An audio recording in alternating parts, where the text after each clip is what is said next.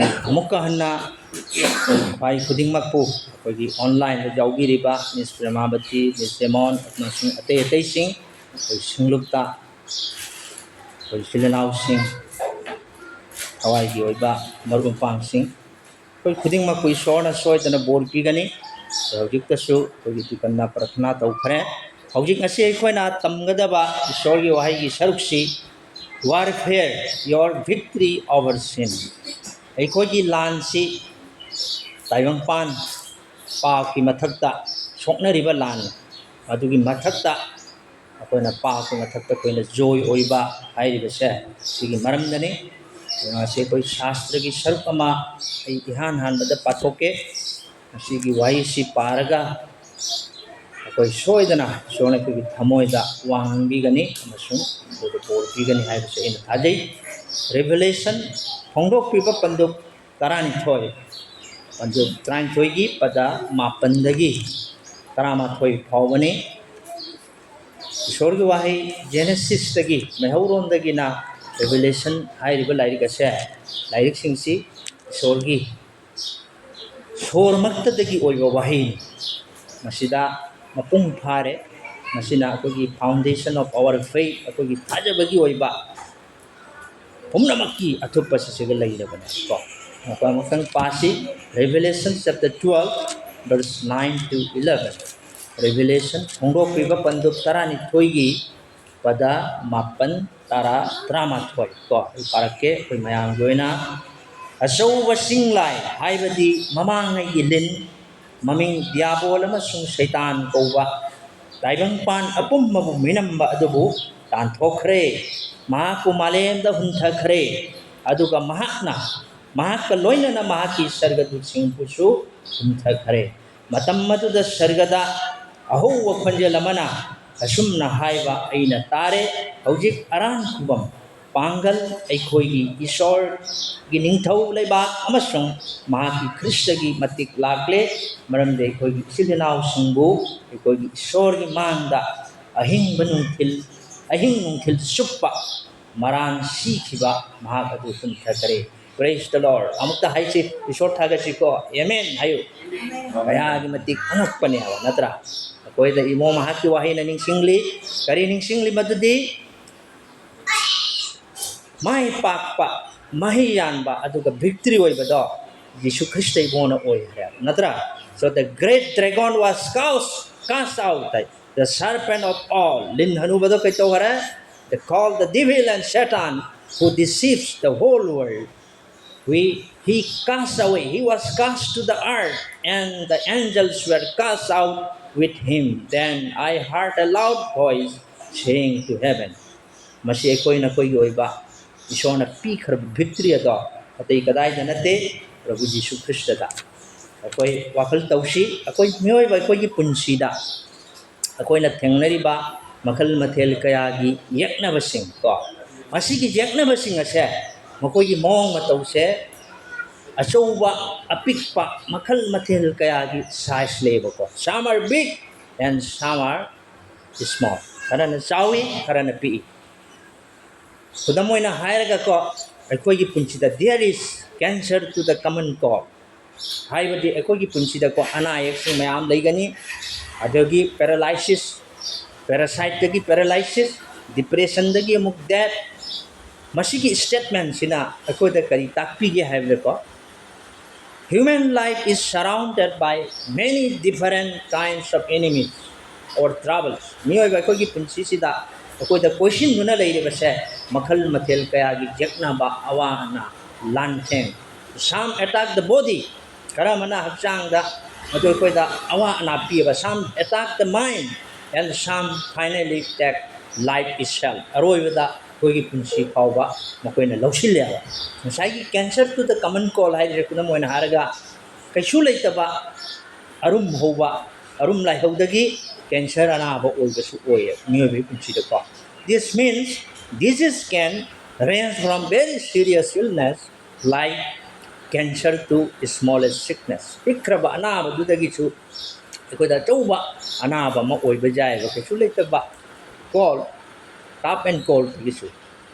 ꯑꯗꯨꯅ even small illness remind us that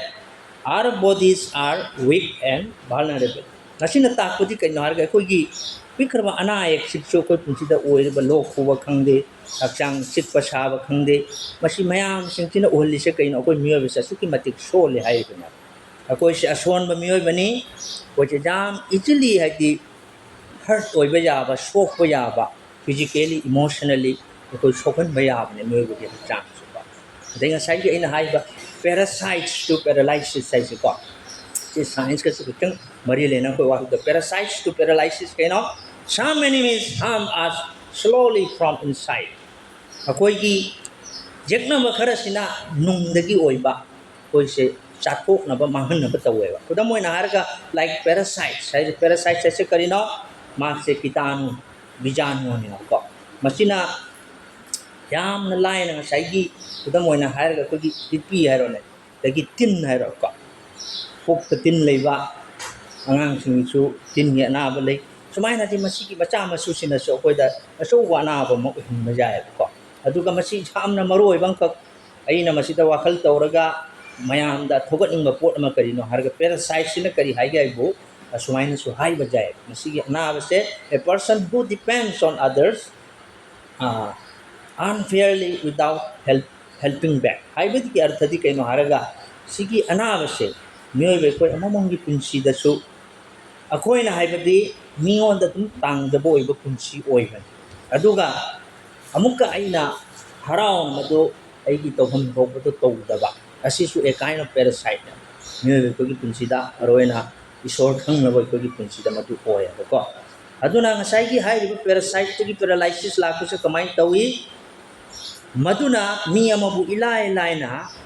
paralysis ta ko helak ko se kamai tawge hai badu mai punsi se khangau dana awana thokpa jai kudamoina stroke oi ba hai bise ko stroke se kari tawi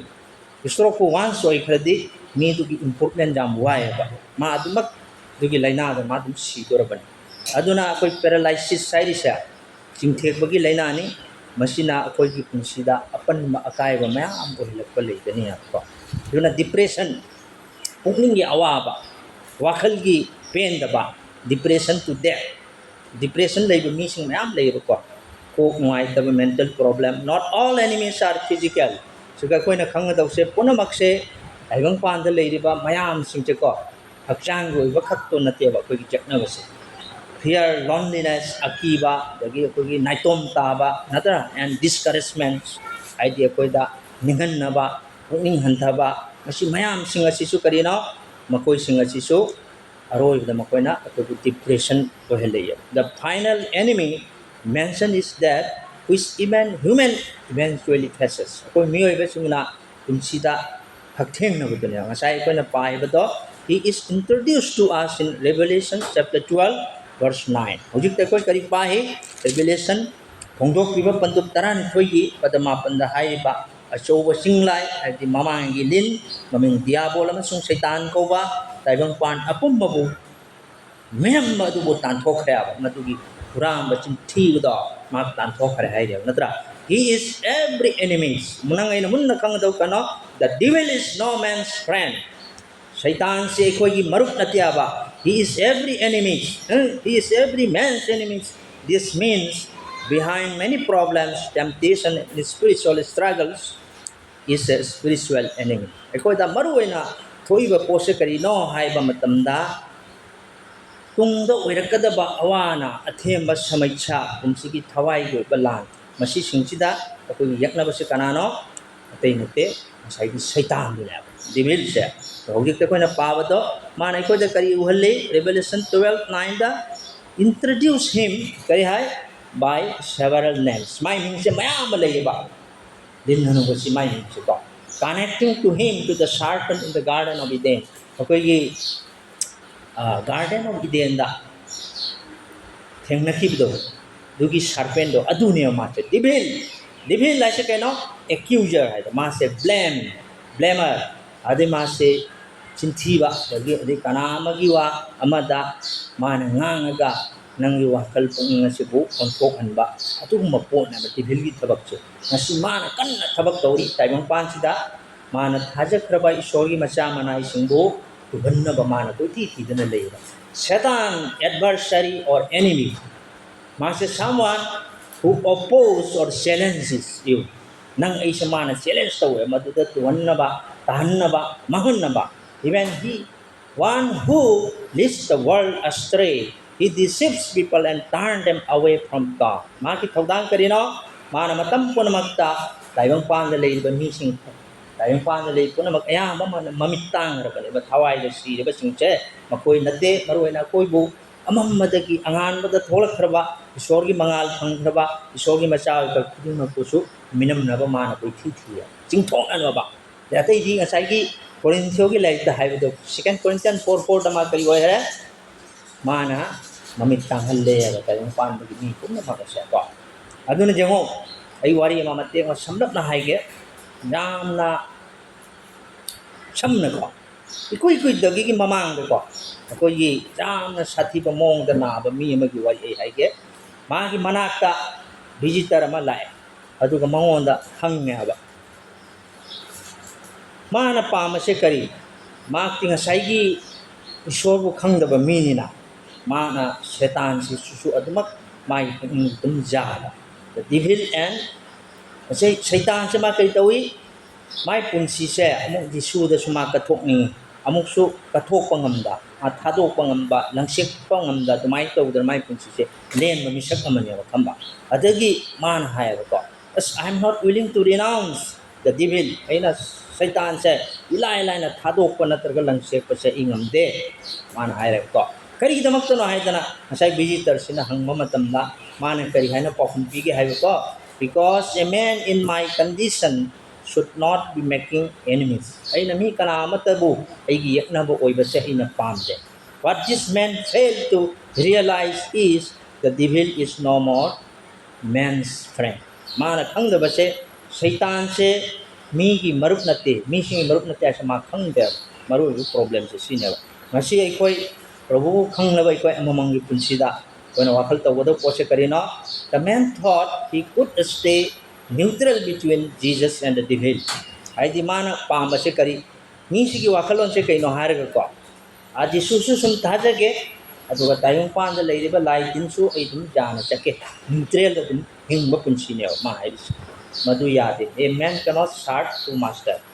Ako na ani sabato uyate, lay su kuramba, sor su kuramba do, sogi aning ba pam na tiya. Dan minsi maru ay ba po sa kaili mana neutral da lay ba disu su thajay lai din busu kurami maduwara gati sungja jara ba mana masima gi yakna bani ha ma khangdri ba but he failed to understand that the devil is never truly a friend mana khang da ba se karino hairaga Satan se ma ki marup na te ha ma khangre ma se enemy ne ba yakna bani ha ma khang da ba nya Evil does not protect or save anyone. Fattabana, ako'y bu kaidong da kanbibang amloy, amasong ako'y bu ngatok pibasong amloy ba. Masigi, wari sa na iko'y da karita, takpigi haiba matamda, the story teaches that delaying or avoiding commitment to what is right. Ako'y na, asum masikhang nga, asum magita maglepang amda ba siya, masidam na akibagi masak ni, amasong apang matabak niya ba. Kama, maram di kay ginaw, because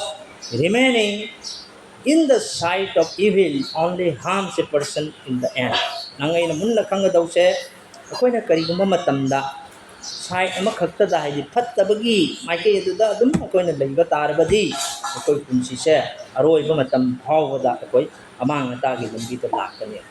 Yun yung Satan tabag siya ko. So, you cannot safely compromise with evil because evil is never your friend. Nangay na kang daw siya kanya, kaya nung ako'y patabaga, diabol ga ako'y compromise to ito ba niya. Karigi hay ba matamda, kaya nung ito mahal na nanggi akabato, matatawiro yan. Doon na, ako'y iyak na ba o ba diabol. Mahal na karipami, papising bu, manghan ba, ay tayong paan ba, sige lay ba, ngayon kung magsuhay siya ba. Masay 2 Corinthians 4:4 dahay ba do? Ani siya ba Korintyogi, mari da karihay, mahak na tayong pan bagi lai sing sigi lai sing sina isogi matik mangal oi diba ako paugi gospel of the glory of Christ do doy na mamhal hai Anta Manipuri da seng na patoksi 2 Corinthians 4:4. Ani suba Corinthians mari da kari hai gi mun na pa. Seng na utang patoksi. Kano dam ta payo microphone da chat hai ga patho. Ani suba Corinthians mari angbaga pau jam jang na be ready everyone. Jagia thako. Okay, please, Miss Dimon. Okay. Pada mari Korintiagi mari pada mari Isor ki sawong o eba Ani Kristi Shubha, yes, very good, Continue. matik mangan gi afaba wapau gi mangan adu makoi no ubang amdana ba juk asigi laina thajadaba singi pukning bu mabit panghalle Amen. Yengo. Te kari hairi juk asigi line hai natra. Makoi na Ishor ki matik mangalol ba Krista ki mangal adu bu. Uhandana na ba aran ko masimit tangan na ba sayong pan bagi mi pumna magpu mamit tanghalle hai natra. It is the design of the devil to keep the sinners from being saved. Ai bagi artadi Masi se Satan ithabak ne aba mana distract people from God and encourage to sin. Pap tangna na pami sing initially adai mana create kari tawhali mana doubt or fear. May missing mana kihalli aduga amuka singna halli aba sorgi asumba mangal gi wapaw se haja danana ba missing na aran kam phangda ba siba norok te chat ki ba se Satan gi lai gi thabak ne the devil hears the light of God's word. The Satan sina mo kari ki hai bida Bible yu wahi ki.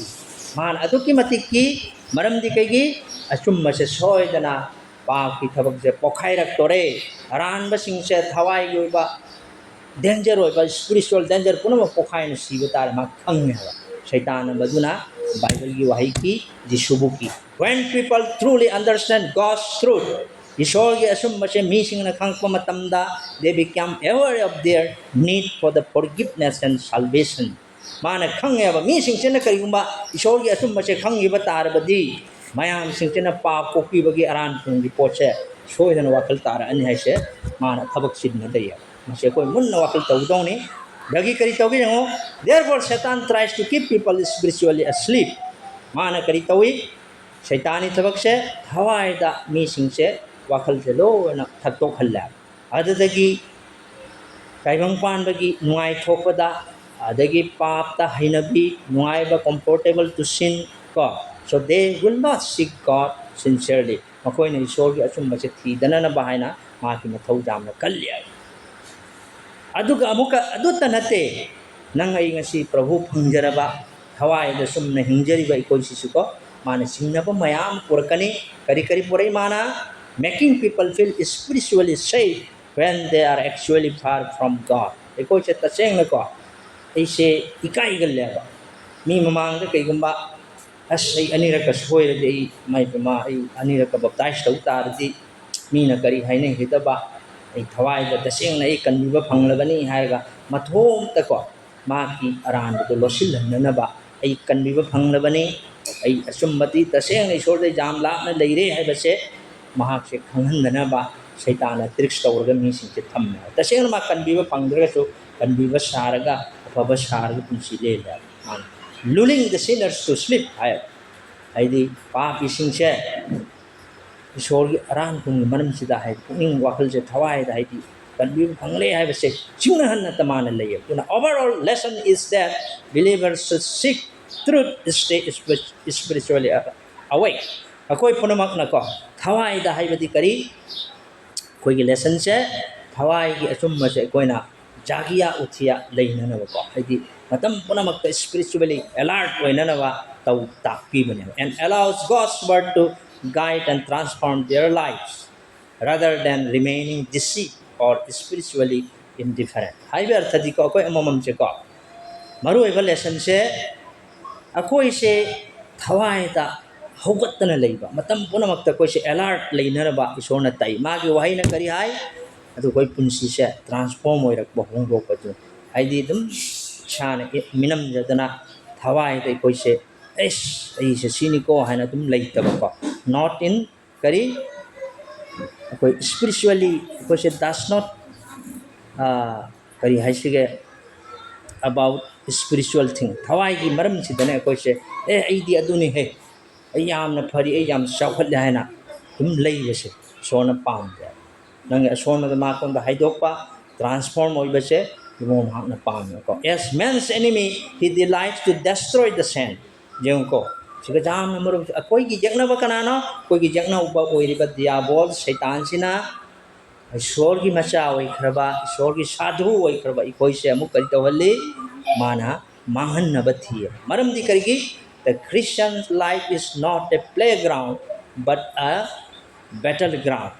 then कोई Christian कोई की हाजर भाई कोई से करी कोई की battle से करी कोई ना शोकना करता हूँ ना ते Christian believe that life involves a constant spiritual struggle between good and evil कोई ना मुन्ना वकल तो जगत बसी थवाई की लान से कोई ना सोनरी अफ फत्ता तायुं पान से की मरक सिदा means Kareena अदुई बतारगदी following God is not merely about comfort आई भी अर्थ दी कोई ना ईश्वर की तुम इंजबा नतर कृष्ण की तुम इंजबा आई वैसे कोई नुआई बखक तुम नत्य आवा हसाई की difficult awana just ease or entertainment नत्य आवा कोई शायद difficulty awana लाखों मतमदा is ꯊꯣꯛꯄꯅꯤꯗ ꯀꯔꯤꯒꯤ ꯄꯨꯟꯁꯤꯅ ꯁꯤꯕꯨ ꯏꯁꯣꯔꯅꯤꯡꯕꯨ ꯁꯨꯛ ꯋꯥꯕ꯭ꯔꯥ ꯍꯥꯏꯕꯒꯤ ꯑꯣꯏꯕ ꯄꯣꯠꯇꯨꯃ ꯑꯩꯈꯣꯏꯗ ꯂꯥꯛꯍꯟꯅꯕ ꯍꯣꯠꯅꯔꯤꯕ ꯁꯤꯁꯦ ꯑꯗꯨꯅ it involves resisting temptations on evil influences and spiritual attacks ꯑꯩꯈꯣꯏꯒꯤ ꯊꯋꯥꯏꯒꯤ ꯑꯣꯏꯕ ꯄꯨꯟꯁꯤꯗ ꯃꯁꯤ ꯃꯌꯥꯝ ꯑꯩꯈꯣꯏꯁꯤ ꯀꯩ ꯍꯥꯏꯁꯤꯒꯦ ꯑꯩꯈꯣꯏꯒꯤ ꯑꯊꯦꯝꯕꯁꯦ ꯂꯥꯛꯄ ꯃꯇꯝꯗ ꯑꯩꯈꯣꯏꯅ ꯊꯤꯡꯕ ꯉꯝ ꯇꯥꯏ ꯅꯣ ꯍꯥꯏꯅ ꯁꯩꯇꯥꯟꯁꯦꯀꯣ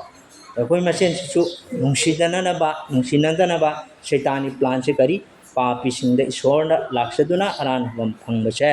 ꯃꯥꯅ ꯄꯥꯝꯗꯦꯕ ꯃꯥꯅ ꯀꯩꯀꯥꯏ ꯑꯗꯨꯝ ꯃꯐꯝ ꯃꯌꯥꯝ ꯂꯩꯔꯦ ꯑꯗꯨꯅ ꯖꯣꯍꯥꯟ 10:10ꯗꯁꯨ ꯍꯥꯏꯕꯅꯤ ꯍꯨꯔꯥꯟꯕ ꯑꯗꯨꯅ ꯍꯨꯔꯥꯟꯅꯅꯕ ꯑꯃꯁꯨꯡ ꯃꯥꯡꯍꯟꯅꯅꯕ ꯂꯥꯛꯂꯦ ꯍꯥꯏꯕ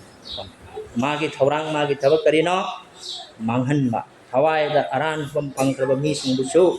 माना मांगहनबा कोई थी योनंगैना अलर्ट ओइदौसि सिने बका has deeper meaning jam hantaba Satan is described as a mankind enemy who seeks to harm discourage deceive and destroy people spiritually and morally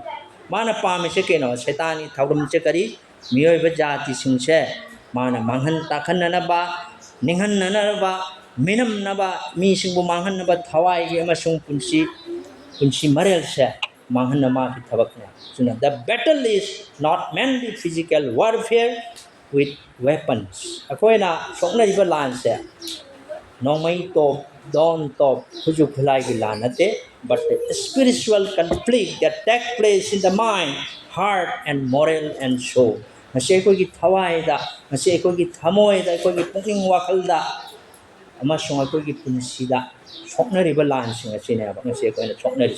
for example dum hai ko kudamoina ai hypet panikra conflict in mind and thought ai ko gi pungning wakal da soknariba lanse kaina knowing something is wrong but is still thinking about doing it machine ba akoina khangya ba ko ai wakal da ai gi pungning da soknariba lanse la le tawri sidi ai dum khangba aduga madu amukka hanna tongning wakal phawon ba la le se sum khangba aran ba dum tongning han ba na mase ko da lei struggle le mani it is conflict in mind and thought adata ki di jang ko amana being tempted by thought right ko se asawa da ki jealous oi ba da ki mi gi laman khumning ba wakal na sing ba pona makse ko pongning wakal da phawe masi athemane masi audio je koi da thengnari ba struggle ne masi se aduna conflict in heart atogi thamoi da se soknari ba lan se kari wanting to forgive someone but still feeling hurt and unwilling to forgive ai bi artha di ko masai na mi amabu kopining ba de kopining ba wakal di la ya ko adugo ai thamoi sida muka soia has man hang do no I have to struggle ne so Christian life maru ina conflict mayam lay conflict in mind thought conflict in heart right si puna mag se ko loy sathari de ko da mana atopa mana moral conflict se kari whether to tell the truth or lie to avoid punishment hai bi artha de ina dandi do phangdana na ba asum masibu ngang tar de I soi dan dandi phang kai video asum mangang ko na pani ai na chat khiba minam masu na targa tell the truth or lie mado nang punishment phangdanaba nang haigadra sisu moral conflict tauri mayam chu ko conflict in the soul feeling close to God in times but distance spiritually tatra the empty oiba akoi na haibadi akoi thawai da su sokna riba lan se akoi isor ga nakhin jarage ei prabhu da nakna chatlage mi sing bunung siba ngam jarage haina wakal tarakpa matamda thawai da moi pung se yang hawra is asini akoi struggle mayam se just example ne pijari bisi example se jang war aibang pa da lan thoi unsi se kai thaba shattered lives the imung manung kai ba broken homes kanamna sidoki ba jawi rape taudana rape suicide abuse and immorality are presented as evidence of the destructive power of sin and evil power tin shaitani thabak se taimang pan da dumak chathari miyoy ko gi punsida machine ai koi christian oi ba ishor gi macha mana ba koi da kari tambi that this teaches a Christian must remain spiritually alert ishor gi macha oi ba na kha na matam puna mak thawai da alert oi ba ko gi thawrang kari kari tawgani prayerful they give faithful and morally strong because they are living in a world where evil is active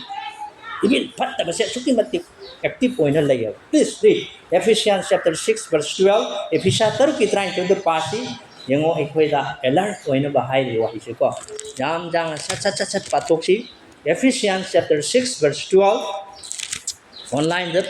pangaga sa salau pabiu 6:12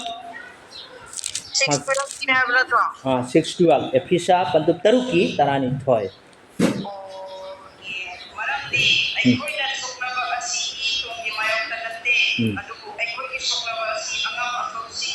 matik dayasi amaso amang asi kitayang pani angam atosi gimayok ta sargagi walo pamsing dalay magtaba hoy si gimayok tani very good praise the Lord yung masina ko sa ki to karina eko gi lan se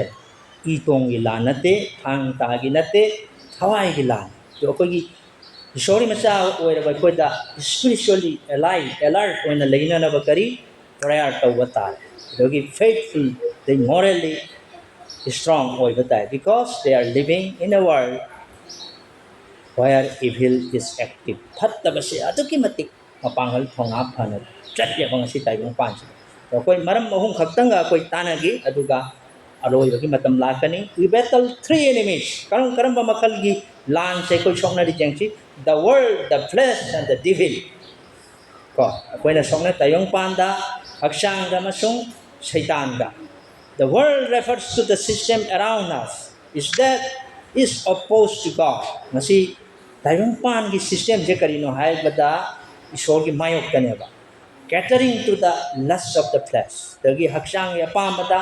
the lust of the eyes and the pride of life 1 John 2:15-17 pathoksi ahan ba Johan letter da epistle ahan ba Johan pandu anigi pada trang matrat pasi Nukti manung dagi anyone please be ready and read out type patokpiu ahan ba Johan anigi trang matrat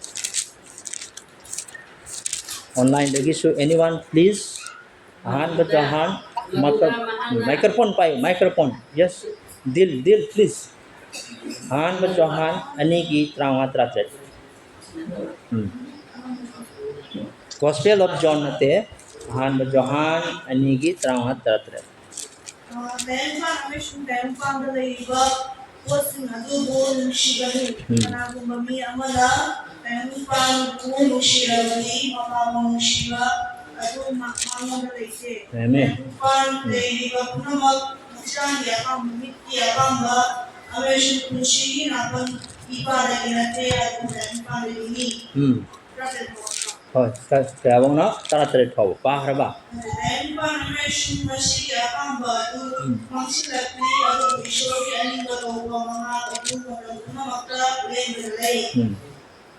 Praise the Lord. Yung suga uri ba si kari mit ki apamba, aksang ki apamba, amasung kunsi ginapan. The flesh is the body of sin. Romeo taru ki taruk tasu kari hai. Asiga hai si munna amtang pasi pa ki aksang manghan na ba ikoy na amuk pa minay oida na ba ikoy gi ari bami adu mahakka haibati Krishna ga loinana cross the hat khare haibai koina thang yong that we inherited from fallen Adam. It is that part of you that drives you to sin. The devil is the leader of this unholy trinity. Masaygi lan ahum se jaknabagi lan ahum we battle three enemies: the world, flesh, and the devil. Makoi se unholy trinity ne aba seng daba taibang pan amasung hakjang amasung shaitan se moi makhal amagi trinity ne moi se seng daba trinity moi se na they attacks the world and appeals to the flesh in order to keep the same from being and separated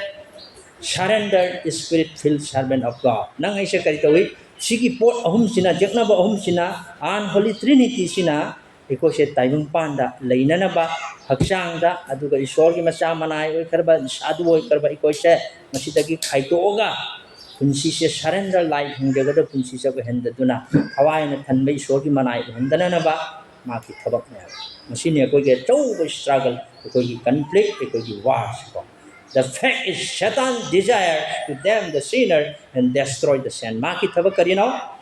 maki asumba tabak sidi karino haraga, papi singbu mahan ba aduga sadu singbu lekha tahan ba se maki thorang. He wants to break up our marriage. Even ako gi imong manung kaina ba, nipi na ha ay tu siyaga tu kaina ba, own our children and control our minds and impede our patience and divided even our church. Ako gi singlu pau ba se. But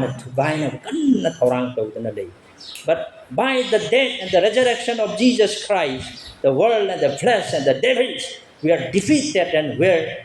delivered. Praise the Lord. Ishwar jahma koina wang na thangat kada pose karino nang ei thabak to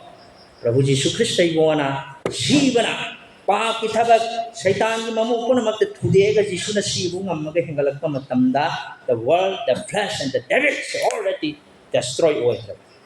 Remember, we are defeated and we are delivered. As Christians, we do not fight for victory, but we fight from victory. Kasi ni jaham na muna ko yung wakal tawag daw siya ko. Ko'y sasana mo na. Isori masawa na ko. Ko'y aruba. Ko'y naghang na daba. Po siya kayo no hayda. Ko'y isori masawa na. Isori manayo na. As Christians, we do not fight to try to win victory. Ko'y nakarigumba. Ako'y lan sa ako'y na songna raga ngam gatawong natirya. Marandi kay gino, we do not fight to try to win victory. Ako'y na lan songna kay nung ngam daw siya. Ngam gatro, haksang matakta, tayong pansigi matakta, uda ba, mayam haksang matakta, ako'y ngam maroy. Ako'y lan di Prabhu na sokna harap. We fight because victory has already been won for us through Jesus Christ. Jesus Christ ay mo ki thabak na madugi lando ngam khara loire amen loi ko aduni we don't struggle to defeat sin nang na kari gumba shaitan bo papu nang na sokna gani hai nang dum defeat oi dong ai dum defeat oi don kama aduna we do not struggle to defeat sin or Satan evil or our own strength. We live and stand in the victory that God has already given through Jesus Christ. Jesus Christ the peak raba adugi angam victory do aduna ni ako'y na lansok na siya. Ako'y na natiya ba? We are reminded of the victory with this word. Ako'y amukkahan na nga siya'y patok niya ba do? So the great dragon was cast out, the serpent of all called the devil and Satan, who deceives the whole world. He was cast to the earth, and the angels were cast out with him. Then I heard a loud voice saying to heaven, Revelation chapter 12, verse 9 to 11. Yung siya'y patok. Amen. Masini angak patabak si. Natro, iko'y gilaan, iko'y nasok laro. Kung loy-loy sa lagpasida, ko'y amahom na alert, ko'y na ba, nasaygi pot o himo, nasaygi unholy trinity. We battle three enemies, makal lahong gilaan, ko'y gijak na ba ohong masikari, the world, the flesh, and the devil. Mo'y ahong gi, nga mo'y sikari, kaugahay ba da, unholy trinity suhayo ko. Makoy sige tabak si karino hay sa ko amukkahan na masijeng minaraga ko ito siya ngani yung lust of the flesh hagsang ya pa masi karino ko tang wakal tawsi Mary please read out 1 John chapter 2 verse 16 ahan ba Johan ani gitra tarukto jam na jang na patro with microphone John Ahan Johan ani gitra truk Miss Permavati please be alert ready noi mathang ga Miss Priya su ready tawbiu please pabiro ani gitra truk to pau first Johan ahan Johan ani gitra truk hmm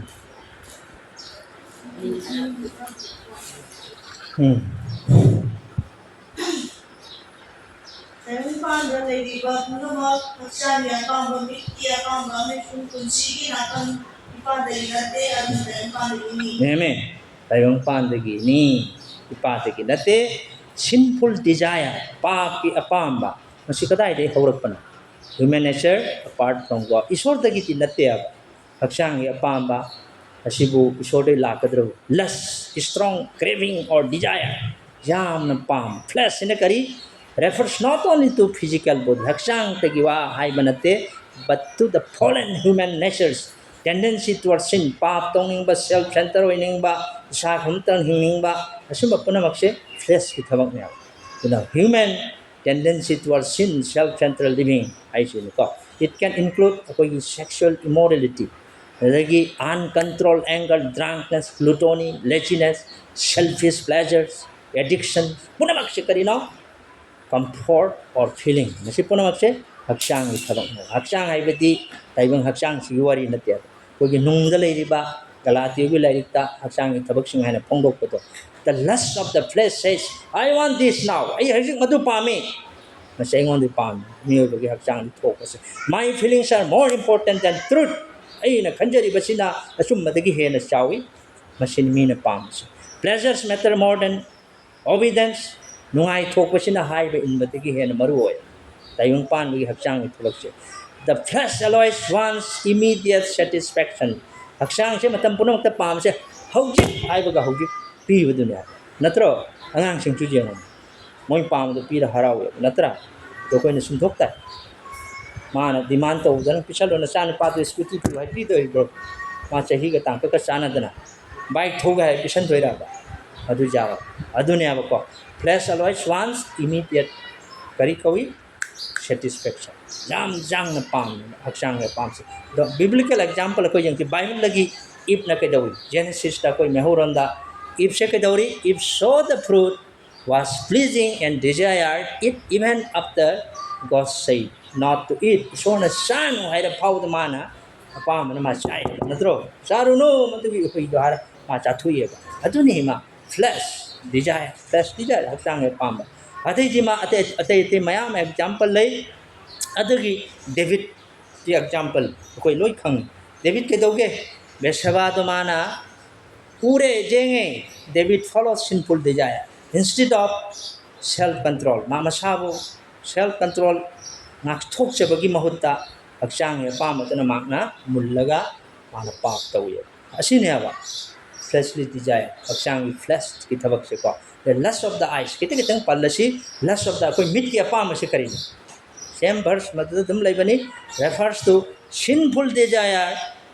awakened by what we see koina uri basing sidagi ne aba koina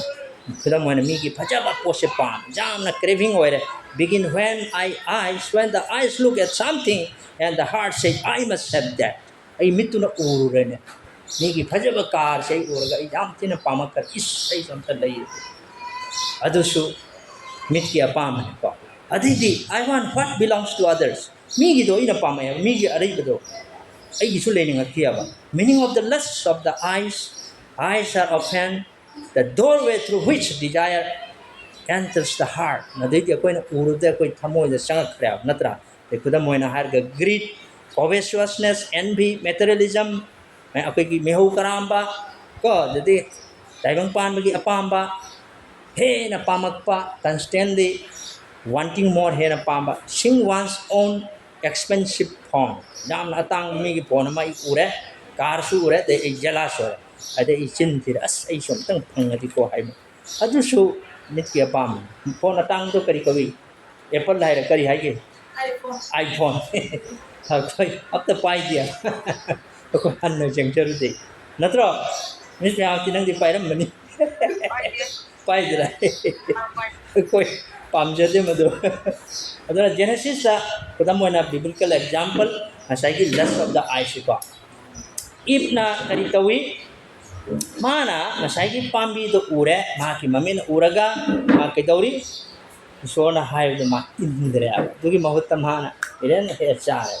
The example is Akan karitawi. Akan saw gold and costly garments and coveted them, leading to sin. Akan sinamu kito ma atang ba sana lupa ama madu ur de mase mamit pap te sangat ya. Te ma pap ta. The second example, David saw Bathsheba and not what began with sin led to sinful action. David namo karitawi Bathsheba urga tawbo pap. Natra. Duna modern form of lust of the eyes. Ako ngasi tayong panda uri ba. Ako na ngasi mobile se pai ba matamda mobile do thengnari ba mayama today's temptation is intensified through what social media. Da ko jango advertise ta su jango pornography kari kari su hare. Nong alak to ko mobile. Jadi ko dun to. Natra madu phat ba mayama jaw hare. The mobile se pai ga shoju wai so ko jum happy नाम mobile दगी प्रचार तवी यादे मत सु among phone Suriya की mobile है hand further बता कोई चीज न हो जाए तो मॉडर्न कल्चर मोय कई तवी people to their what they see you need more नंग जाम न मथौ ताय you are complete incomplete without others दु जाओ त नंग मपुंग फा दे हाय दे मको तो स्क्रिप्चर सो यू है न करी हाय प्रभु यीशु ना गार्डन योर आईज ना की मित तो Jesus Christ taught that the eyes affect the whole person. If your eyes is healthy, your whole body will be full of light. Aidran, nangi haksang do kari gumba Prabhu Jisu na ta ko. Ngalabti umna nangi namit to na ngalabti nang haksang umma do ngani ni hay. Asini mit ki thabak sis ko pa na sis. Dar mit se ko jam na senana ba sorry bahai na su takpiri. Pride of life. Punsigi napal, 1 John chapter 2 verse 16. Am tanga pathok si 1 John 2:16. Masai ki same mapam dani 2:16 da. 2:16 da aduga.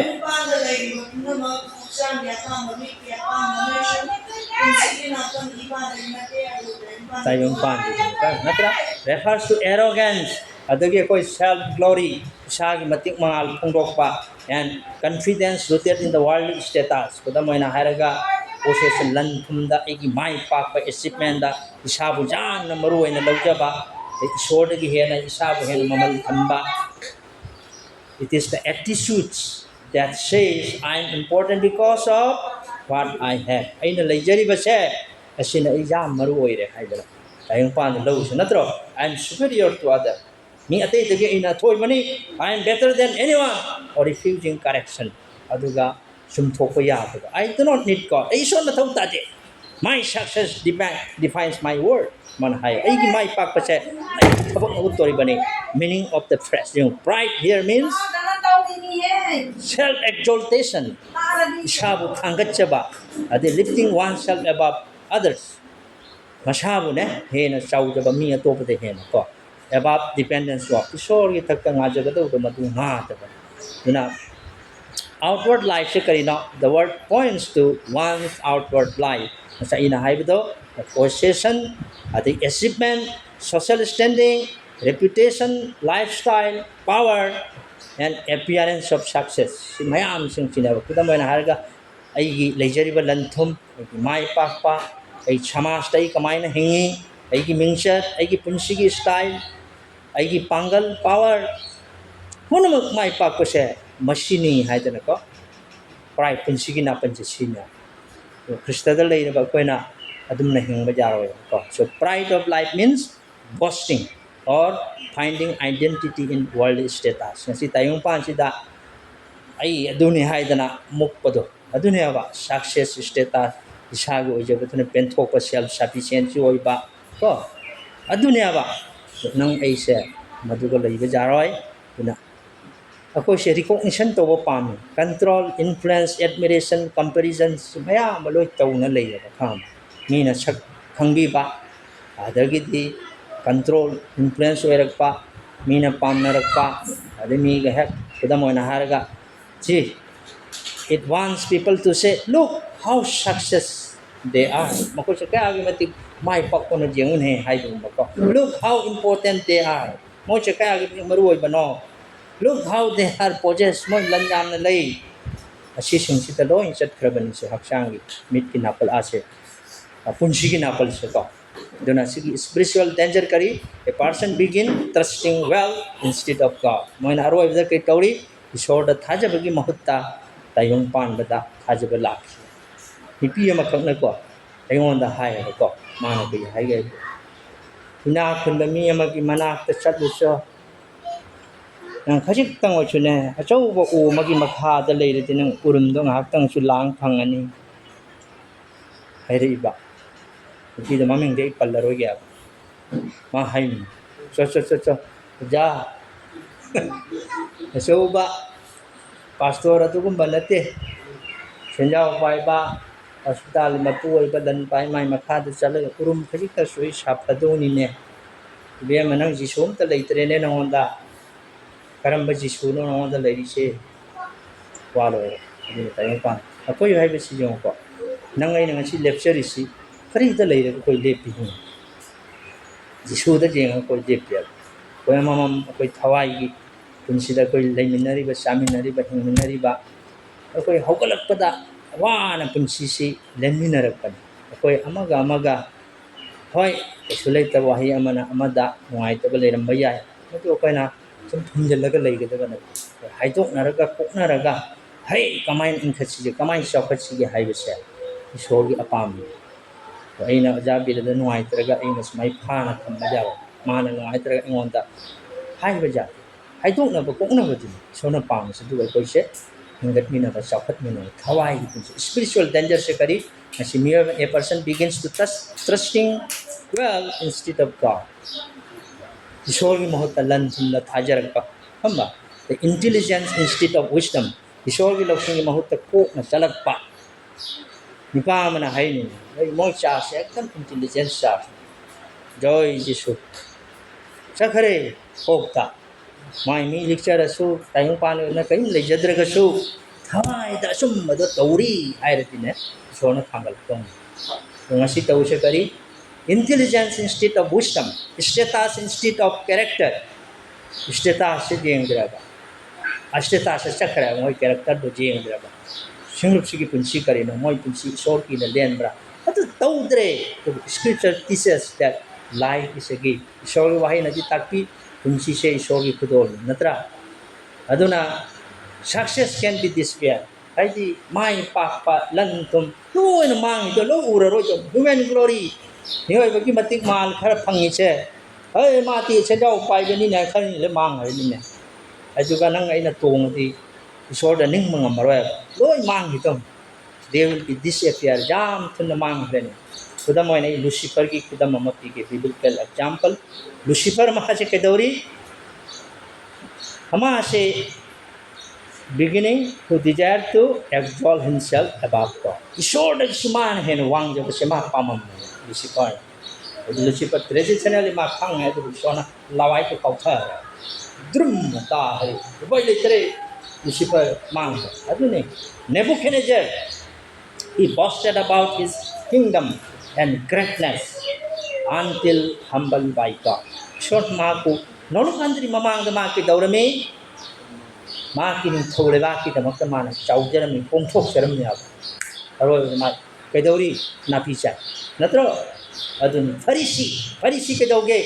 many sought public praise and outward appearance more than inward righteousness ko miyo bana pam se nang ai tumin na pam ni ko oja bi ra khang de ai khang de ko mi ama puna ma ko haglang de se ni tham Mr. Demon Singh connected 5 months कहते कि किसी church building connected by Mr. Pastor loire chakre time pa hari sine pam si ko miyo gi wakal la sum do many short public praise ni na thangal to ko pam natra ade outward appearance mamang thong da mina hai ba meming swana ba se chaw har ko ni reverend ai hey kai kum na si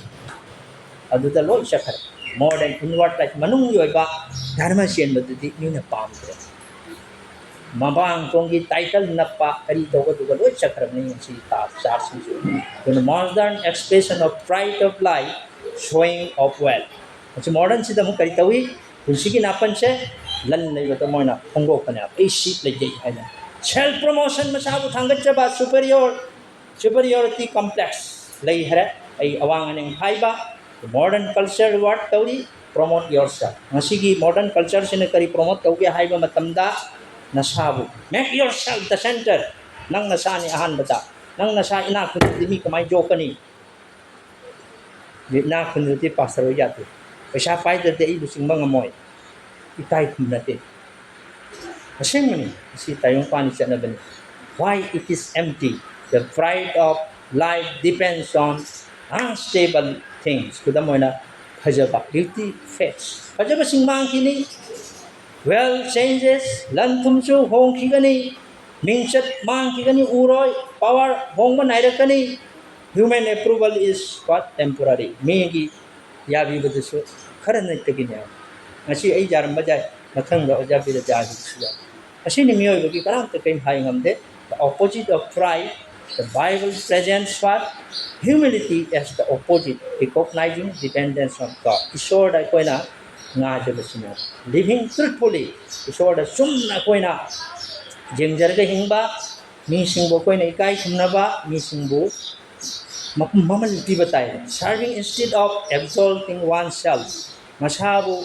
seva tawdo isabu thangat jabagi mohotani gi seva tawdo ne am jisu nu pam Jesus Christ imona kari hai deu Jesus Christ is presented as the model of humility Prabhu Jesus Christ imona se masam nolog tagi oi ba model ni masu kudam na do powerful his heart aduki matik mga saw ba hing may sordona minay mo gi sapong lagay ko gi seva tormi siba phawbo hoy heram nya ba pukti gi mapudo bikhari magum na lai natro mai pokhon mo lai gi though exalted, he humbled himself. Ma kutanggal na basu, ma amukhana nolog diya. Natra, may nolog pa ko niya ma ure atam laite the deeper spiritual issue. Ako'y gi jaan na manong huntaba hawai go ba samay sa ko ang mutay. It seeks glory for self rather than glory of God. Isor gi oy matik mga aldo gi thi da na ako'y isa gi matik mga aldo ko'y nagthi. Kung sige napan sila. Christ says, I want the throne. Napan na kari hai madugi singhasan do ipame hojikti singlup singse sangak pamatamda pradhan mantri gum naroi leina hare nangai gi pik karba singlup sida koi kharatang kamoi to nanung sina sogi thogol taw nase so singlup sida minister de hele ba hoi kai khna da adu adom da lo shakra the pride na kari hai I want the throne humility says God is the center not me hai ishona koi krishna si koi singlup se gi bapu di krishna ne yishuna ishona ai natya adu hai ta madhugani sona thangala koi do aduna ngasi koina naina khraba tamina khraba hai sha to amamam thabak koina tawbang amnana ba soda gi pangal nijasi matang sida relation lege so tinu na ko bol di go ishano